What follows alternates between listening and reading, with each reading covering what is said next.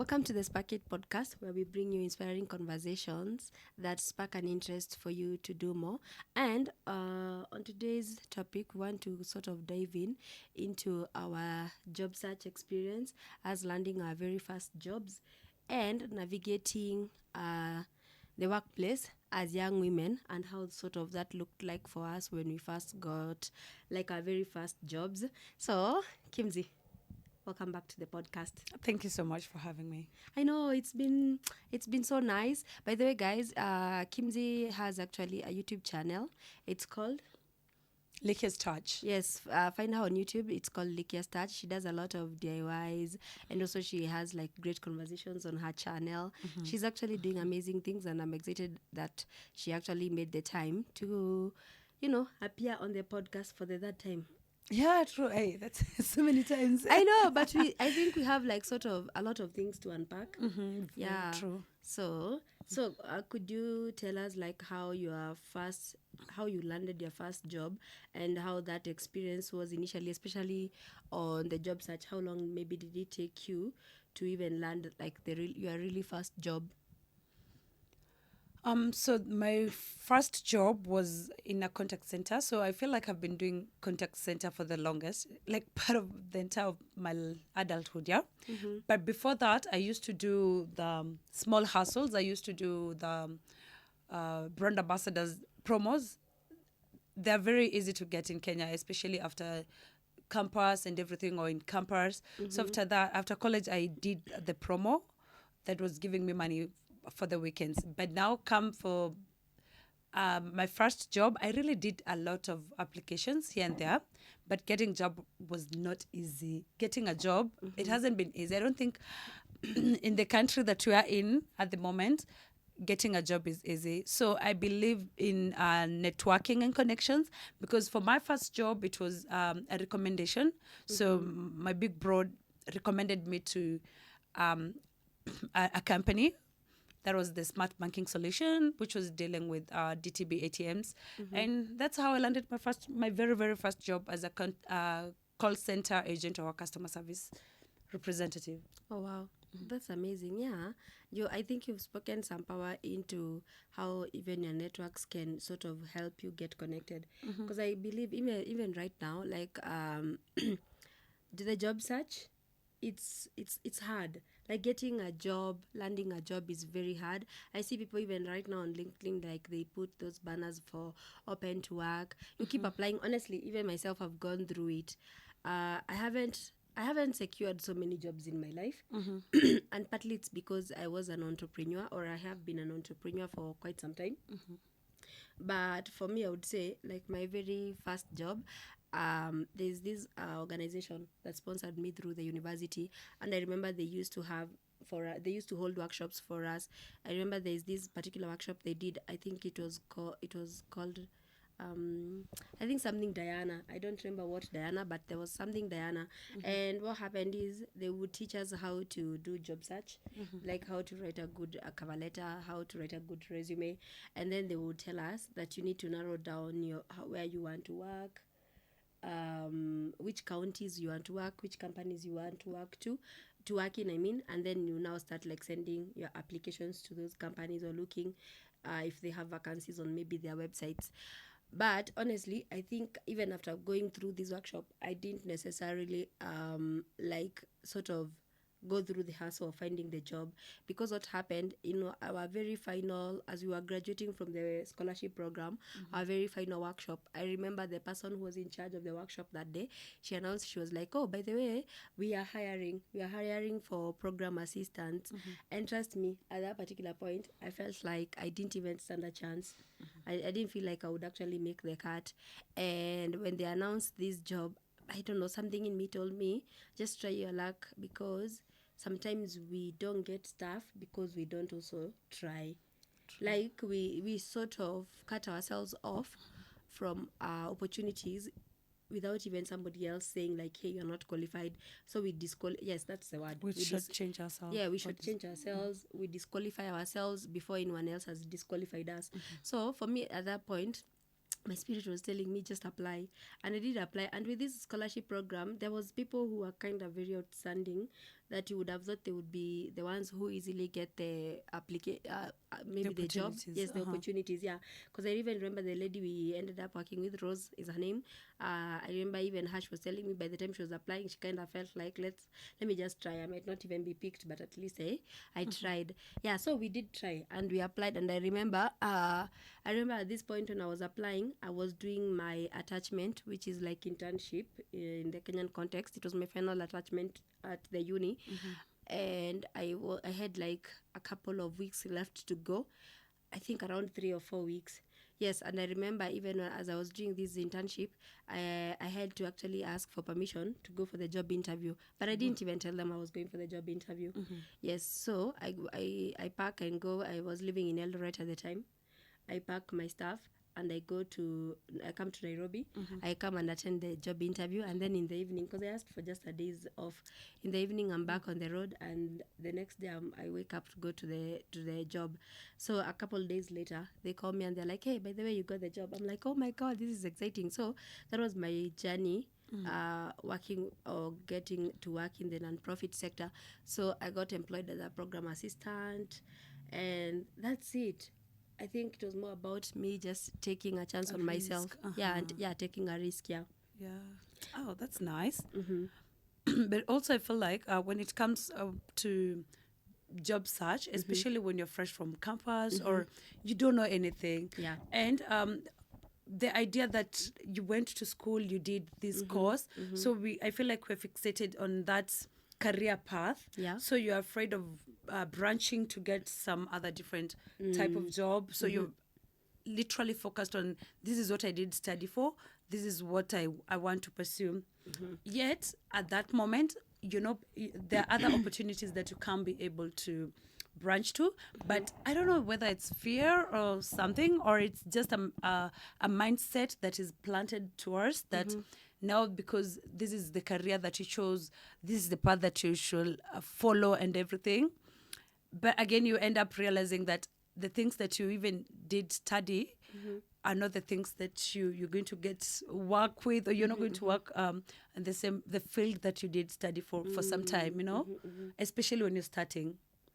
Yeah, I definitely hear. What do you want to ask? No, I wanted to ask, when you got your first job, you said it was a program assistant. Is that what you did in campus? No. Actually, in uni, I did travel and tours management. And if you asked me when I was actually doing this course, I would have thought that one day I'd be sat behind a computer booking flight tickets for people traveling around the world, or maybe something like that. Yeah, so that's exactly what I envisioned myself working. But as you've said, I think sometimes when people are in school, it's also a mindset. I think growing up, there is a particular path we were shown, like, oh, we want you to become doctors, we want you to become this and that. So people pursue that, and by the end of the day, when you get out of uni and you're not getting an opportunity, say you wanted to become a doctor, you've gone to school, you're a skilled doctor, but you don't get like the opportunities. A lot of times I feel like even right now, people end up at home stranded, not knowing exactly what to do, and that kind of limits their options. So I kind of think like even what you're saying, like for you, even you did fashion and design, right? True. Yeah, and you didn't even, your first job was not in fashion and design. As Not you said, at all. it was what, like promotions? Yeah, brand ambassador for EABL, actually. Oh wow, look at you. Oh, they used to work at night. Yeah, we used to do night shift. That is Thursday, Friday, Saturday, and Sunday for the weekends. So most of the times, Monday, Tuesday, Wednesday, I wasn't working. Then the job will boom on Thursday, Friday, Saturday, and Sunday. And that is night shift, And then you'll get paid for that day. You'll be promoting a good a beer or a new bottle of whiskey or something, So it all depends with what was in the market at that time for EABL. Yet I had done fashion and design. I know. So I was thinking, once I'm done with, when I went to do fashion and design, I was thinking, once I'm done with this, I'll be the greatest stylist. I'll start with having a fashion house. That was the idea I had. Then I came out of school, now to the world, and then I realized, Wow. Your dreams are valid though. I know. I actually I'm going back to that. I've been trying to pursue that Makes sense, at makes the sense. moment. So yeah, like that was sort of your first job in the context of like a part-time job until now when you got the role that you were referred to, yeah? Yeah. After now going to the smart banking solution, where I worked for 4 years. Yeah, I did work for 4 years in that company, and then now I moved to the other one, which I'm currently at, and still doing the same, almost the same thing. But now at the moment, I'm doing customer service for telecommunication. That was for banking. Now this one is more into the telecommunication field. Do you feel like you are well equipped when you like sort of even this job that was more permanent, leave alone the promotional job, do you feel like you are well equipped to get started at the workplace, or how was it for you? Um, to be honest, I wasn't well equipped, honestly speaking. However, I feel like the public speaking part made it easier for me because now I had already had the public speaking. I had soft skills here and there. So I believe that even when I was doing my studies, the small soft skills like knowing how to use a computer, knowing how to do Google Sheet and spreadsheet and everything. Those small skills, they created a base for me when now it came to the other part of the first permanent job that I got, yeah? Because again, for them, it was a connection job, as I said. I was connected to them. But now when I went for the training, they were checking more into this soft skills, yeah? So they're checking on your confidence, your eloquence, and how best you can be able to speak to people. And then they're checking, are you able to now navigate through the Google space and using a computer, yeah? So I feel like having those soft skills, because also at school we had the IT, ICT, yeah, we did ICT as a unit at school, yeah. So I feel like that ICT is what gave me the basis of this job. But again, honestly speaking, I wasn't equipped for that. Makes sense. And now that you have actually mentioned soft skills, I do remember like when I was in at the uni, there were students, like for example, I was lucky to have owned a laptop early on, and I remember it wasn't like every student was lucky to have one at the time. True. I don't know whether things have changed right now, but it wasn't the same. So I remember there was students who would come to maybe you and they're like, hey, could you type my assignment out for me? I feel like there are some people who left even uni, sorry to say, they left the uni without necessarily some of those best soft skills. And what I would say from this conversation that we are having like those soft skills, like knowing how to use your computer, these like very basic things like softwares, like knowing how to use Word, to navigate the Google Workspace and all this kind of stuff, it's what sometimes sets you apart. Because sometimes you could be you think you're going to the uni, you've studied maybe like tourism, but when I put you behind a computer and I tell you to start booking tickets for people and you need to use a computer, you're not so good. And also it's because the education system, the way it's set up in Kenya, it's not like computer study is available to all students around all schools. It's actually a very important skill. True. But it is not that available and accessible. Yeah, so I think soft skills, people should take their time to take their time when they're still in campus, in college, in high school, to build on their soft skills, including communication and stuff like that. It kind of prepares you for the workplace, because I feel like these ones become automatically transferable. It's something that you can utilize immediately. True. And then some of these other things you can learn as you continue working wherever you are working. Yeah, I agree with you. Yeah. So I feel like soft skills are things that everyone should learn even way before, like it's from high school, college, campus. Like soft skills should be the major thing that you concentrate with, because again, as I mentioned, if you apart from the well-known careers, as you mentioned, doctor, lawyers, those are the major ones that people focus with sana, yeah. So the others, you find that you can be able to work in any field as long as you have the soft skills. You can be able to work in any field, even if it's not what you did study for. Yeah, exactly. And so now when you started working at the workplace, did you, at your first whatever job that the one the smart link or whatever one, did you feel like really supported at the workplace, whether it was your boss, the people at the workplace? Did you feel supported as a newbie now that it was your first time being in a very formal job? For that company, honestly, that is it was the perfect tribe that I ever had. Those guys were very accommodative, very supportive. Because I remember when I joined that, I did training for like 2 weeks. And then they entrusted me, and they were like, you know what, after this training of 2 weeks, we believe you can be able to do this by yourself. So I had my very first night shift alone in the office. Yeah. Oh, wow.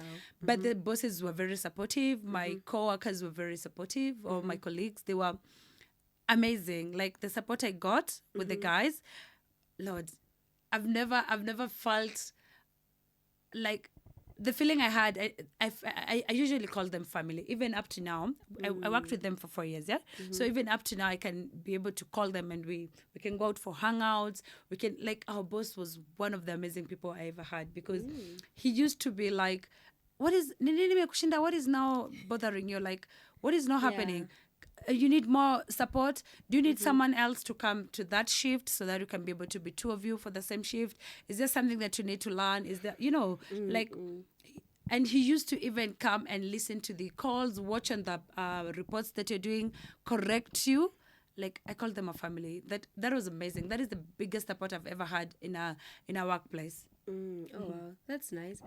I think for me, my experience honestly was, I think it was a bit neutral.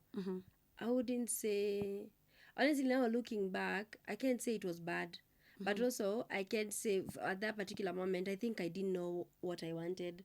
For example, on a personal journey, you are starting work, it's your first time.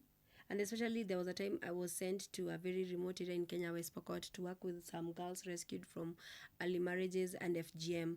Honestly, this job, I think it put me on the spot. It's like I had to figure a lot of things out, because we were sent, the two of us, and I don't remember us being given like enough orientation to go for that job. So I feel like I was bootstrapping. It kind of felt like I needed to do a lot of things on my own, and to figure a lot of that on my own. So I feel I wasn't necessarily so well equipped, or necessarily that well supported. So, but that's why I kind of think it was a blessing in disguise, because it came to it kind of taught me a lot. And eventually, even when I started Latitude Zero Opportunities, like all those now soft skills that I learned on the job are the ones I carried into my company. Because as I said, this job threw me into the deep end. I don't think I was given enough orientation, and I had to figure a lot of things out, because we were working with partners. We were working with very, very big partners around there, in terms of other organizations that we had partnered with. And you are running a skills training program for 100 girls. I remember, like, even in the morning, for example, while I was working there, I realized that it would be important for the girls to be waking up early in the morning to go for a morning run. Because if they don't keep fit, things will just not, I felt like it was good for their health. So every morning I would wake them up at 5, and it was religiously, I would wake them up at 5. We would run for, like, I think it is 2 kilometers one way, return. So we would run for 4 kilometers. Wow. And it's in the morning, like around 5ish. And then we would come back. Then there was a small field just around the hostel. Then there we would jog on the spot. We would do a lot of stretching and a lot of other exercises. So that's not like something I waited for somebody to necessarily direct me to do. I kind of just thought that it was necessary, and a lot of other things that we figured out with the girls together. So I feel like for me, it was more of, here it is, do it and try it out. And now looking back, I feel like if I had known exactly what to look forward to, I feel like I would have given more to the job. So I could have done a lot better. yeah, true. So from what you're saying, you for you had to come up with your own structure of how to run the entire job. Like, for that time, you're not given specific like, you see the way they like give you, I don't want to use the word manual, but they give you like a structured there was a structure. Like I think there was a structure of doing it, but what I'm saying, initially when we were being deployed there, we're not given proper orientation. So it's like the structure that is sort of there, it's more of per se, like it's those things maybe you would hear from afar. It's not like it's something that somebody has sat you down and showed you exactly how to do it. Because I remember there was a meeting I attended once, and you know, have you ever been in a meeting and you're wondering, oh, I'm supposed to be the one deciding? You get like you're meeting with other people and you realize, oh, I have this much power. Yeah, so there was structure, but the structure was not Not well communicated. defined. No, it was not well communicated in a way that for me now I knew exactly this is what is supposed to happen from day one to day last. So a lot of those things even I realized way later is when I'm like, interesting. So what I'm saying is, I think if it had been communicated better, I would have been able to do a lot better. And my point is, I think what I'm trying to say is when you go to a specific workplace, because also I think that time I never used to know how to ask questions in the right way. But what I'm trying to say is when people get employed somewhere, if you feel like something is not so structured, ask questions. Ask questions, Yeah, very ask true. questions so that you can know. Even ask for your deliverables, what are the expectations people have for you, so that everything can be so defined and you know what to expect, especially if you're just getting started with work and it's your first time working somewhere, you've just finished uni. Yeah, true. Yeah. I agree with you. Yeah, we should ask questions. A lot of questions. It's true. I know, make sure you understand everything. Yeah, Yeah. true. For you, for example, when you first got your first salary, how did that feel? I guess I've already told you this, but so for me, it felt like I joined the company in the middle of the month, and usually when they do that, they for us they requested, so you joined in the middle of the month. Would you want us to pay the half payment for you for the month, or we just wait and then because the other half you're already training, yeah, it's just training and everything. Do you want us to make the payment, or we just join it with the other the next The next pay month, yeah. So for me I was like, yeah, we can do that as long as there's transport for the other for that the time that I'm coming, then we can be able to do that. So I was expecting a good amount of money for that, for my first salary. However, when I got the money, it collided with something else important that was happening. Oh, now we are getting to how you use the money. Like it collided with something else. So I never felt the sweetness of the money. Actually, you never enjoyed it. I never enjoyed the money, but I had it was amazing. Now checking on my bank, like now I even have a bank account for the first time, because the other times we were getting our money through M-Pesas, for the promotion. So for this main job, I had to have a banking account. So I'm just checking on my banking account, and there's some money. zeros. You're And I was like, oh, it was exciting. I felt very important. Wow. It was a great feeling to like just see the job that you've been doing, your efforts are yielding some, Yeah, it was great. It was an amazing feeling.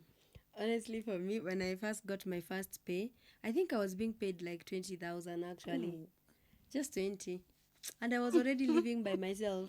So, trust me, budgeting this money, hey. It was tough. It was tough. It was a hassle, but I managed it. But I think the same way you said, the feeling of going to the bank and seeing money you have worked for. Satisfying. It was so satisfying. You're looking at it, you're like, kumbe I can be productive. I know, and kumbe right? somebody can pay for my services.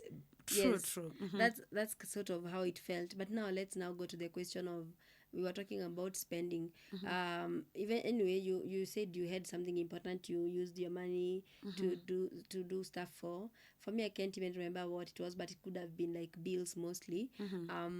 But anyway, eventually, how did you navigate like budgeting for your salary? Like, did you find a balance? Were you saving? Did you feel like it was too little? Were you going out? And now that you're like you have money and you're like, yeah, I'm excited, I have money, let me go out. Actually, it was the other way around. Like for me, I guess I've been into money, like how do I put it? Money literacy from way before, by fire, by thunder. Is it say thunder by fire? Financial literacy. Financial literacy for me came in from a very young place, stage, yeah, because I learned on how to like use every single coin I have and account for it, yeah.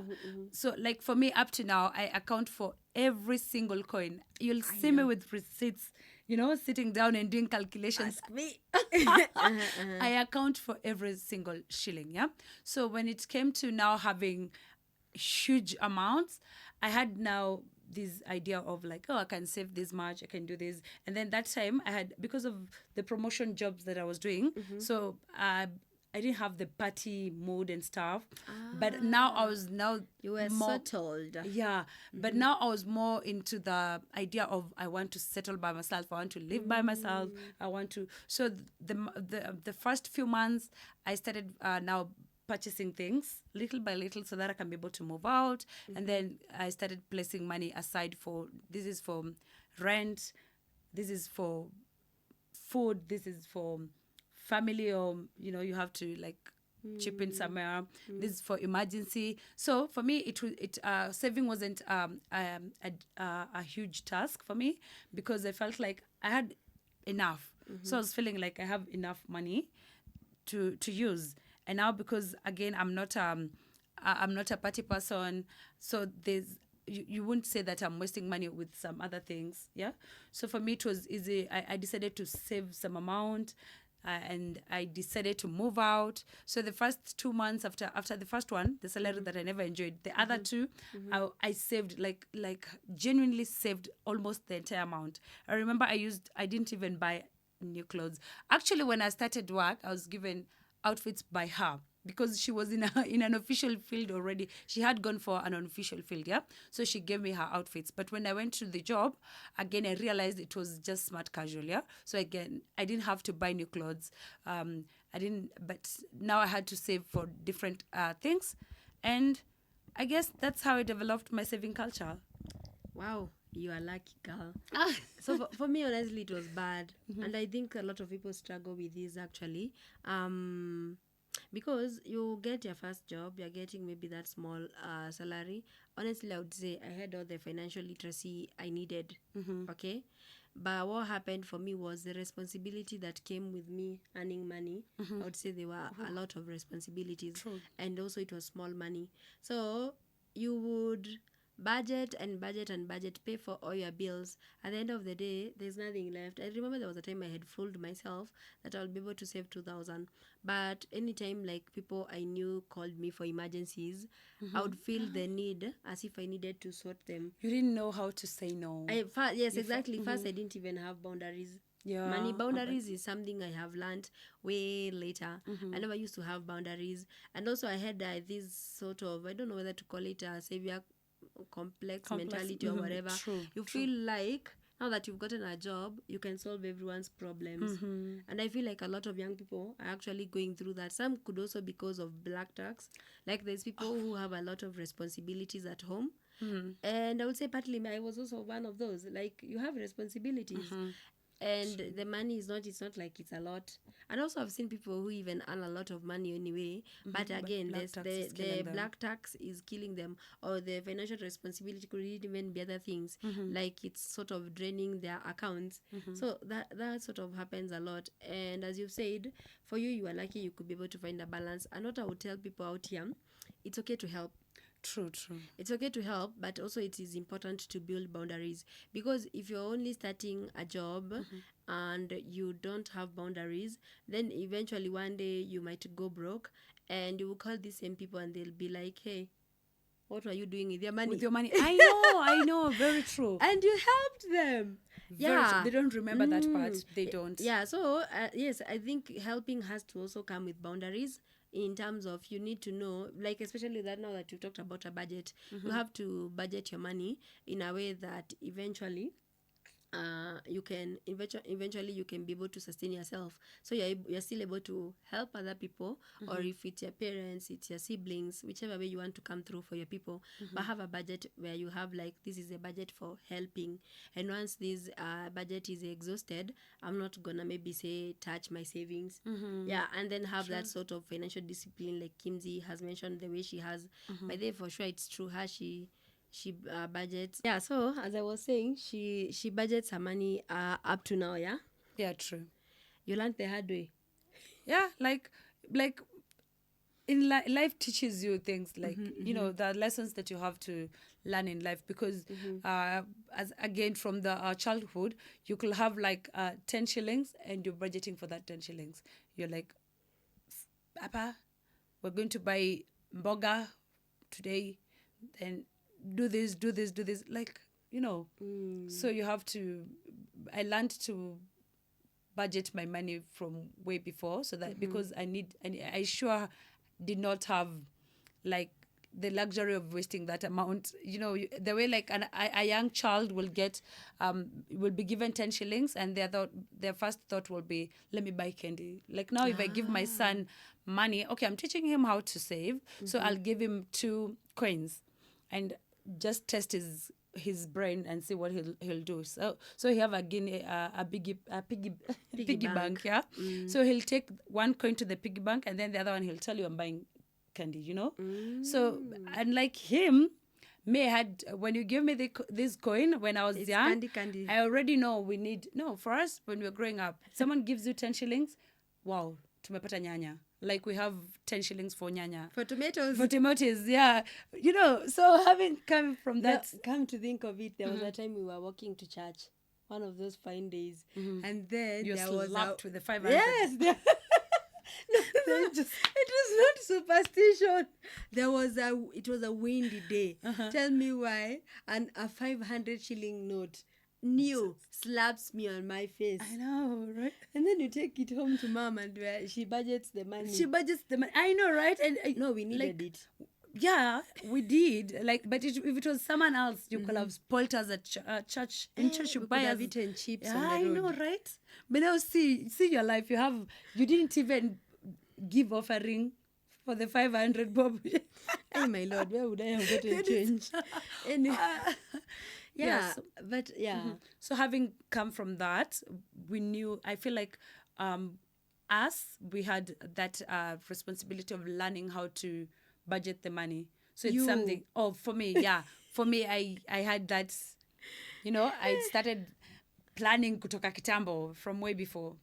Honestly, I think you are lucky. So for me, I think it's the guilt tripping I was doing in my head. There's also that aspect for when it comes to your money, and also helping people who really need it in your life. And also something else I feel like had to affect you is the fact that you started way before some of us, yeah? So you started the little amount you're earning way before. Now that you've already been giving and giving and giving, even when personally I started working, for you had already built that culture of giving. So people will be more inclined to you for requests, and you know, more than me. No, right? I would choose to think it's not right. I think you had boundaries. I think you had boundaries early on, because it doesn't matter. I think in families, for example, even if I started working earlier than you, at some point, as long as you're working and people need your help, they still come to you. So I think it depends also with how good are your boundaries. Can people shake them? Because if you don't have those boundaries, people will definitely ask. They'll never stop asking. And as I said, disclaimer is, helping is nice, but have boundaries around it, or else you'll drain yourself. You can't solve everyone's problems. True. For me, I know how to say no and not look back. For her, she'll be like, oh, I don't have money at the moment. Then she used to be like, you borrow, and she's like, I don't have money at the moment. You want to feel guilty. You want 2,000? I don't have 2,000 at the moment. But let me check. 1,500. Let me check. So she used to promise, and now if you promise someone, I'll keep asking until now you. Yeah, you see. So if I tell you, kindly assist me. 1,000 bob. If you don't have, for me personally, I'll say I don't have the 1,000 bob. That's it. For her, she'll be like, at the moment I don't have the 1,000 bob, but let me check by the end of the day. You see, or let me check on how much I can be able to raise. That's yes. And as I said, I didn't have boundaries, and I used to feel guilty. As I said, I had like this idea as if I was supposed to solve everybody's problems, and I was not focusing on myself, which kind of really did affect me early on in my career. Wow. But anyway, for example, for anyone out here looking for a job, and maybe it's their first time, they've just gotten out of uni or campus, whichever, a college, they've done their diplomas, their certificates, or maybe they even want to start a business or something like that. What would you advise them about, not in a business, in the context of job? What would be your advice about navigating like the job search, or settling into a job? What would be like the biggest advice you can give them? When you're doing job hunting, first of all, don't let that mentality of career path block you, okay? Just be open to getting any kind of job, and also be ready to work, all right? Something else I feel like, do not be afraid to start from below there, yeah, from the bottom, because I feel like a lot of people feel like, oh, you get someone who's like, they'll give you a story and they'll tell you, for me, I started as a janitor in that company, then I went from janitor to a different department, maybe started cooking coffee, then from there I went to the administrative field, and then they keep on growing, and now they are CEOs, or but for us, I feel, for the young people, we have that fixated mind that this is what I cannot be, I cannot start from the bottom. I cannot start from the bottom. It's beneath me. Just because my papers read that I am a certified customer service rep, I need to be there. Just because I'm a leader in this field and this, I need to start from there, So I'll advise you, first of all, apply for any job, yeah? Don't be fixated with the career path. Just apply for any job that you're able to say, as long as you have the skills, yeah? And again, do not feel intimidated just because you did this big career, but you're doing a job in a very different ground, or, because I feel like, again, some of us have the idea that I need to sit in an office seat. I must work in an office setup. Yet you can be able to start somewhere else where it's not an office setup, just a different place. Don't be fixated to one specific thing. Just have a broad mind, an open mind, because you can learn with soft skills. I believe that you can be able to navigate any job you're given. As long as it doesn't entail something critical like medicine, and I feel like with soft skills you can be able to navigate any field. Yeah. And also, I think for me, it would be, you talked about networking. Like, for example, somebody got you your like very official job. I feel like building on our networks, and sometimes our networks could be like the people we go to school with, your classmates at the university, at the college, or whichever level, or even your high school classmate. Like, build strong friendships and networks out here, so that even at your time of need, when you're sort of looking for a job, you can probably be like sort of forward, either it's your resume to somebody, or you can ask somebody to connect you with something within their networks and stuff like that. So like, networking is very important. And as she said, also be willing to start from the bottom, because I feel like also another thing, when as far as jobs are concerned, a job does not necessarily mean that it's that job that somebody else employs you. You could create your own job. That's what I keep talking or telling young people out here. Because for example, when I started in my company, I ended up at some point, I think I hired like a couple of people in the company, and the company generated revenue, and it also created employment for these people. So instead of sometimes being so fixated on that employment, we are brilliant human beings. We are not limited. And we have brilliant ideas. Find ways to also bring your ideas to life.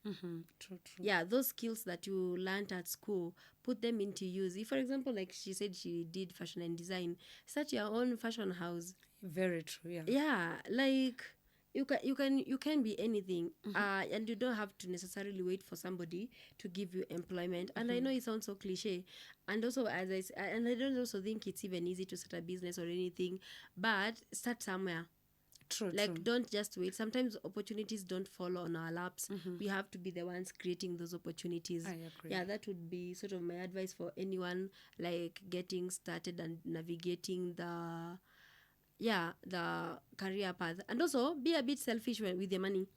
Very true. That one is Like, if you be start selfish. earning and you have people you need to help them, but have boundaries, or sort of work within a budget that is reasonable for you.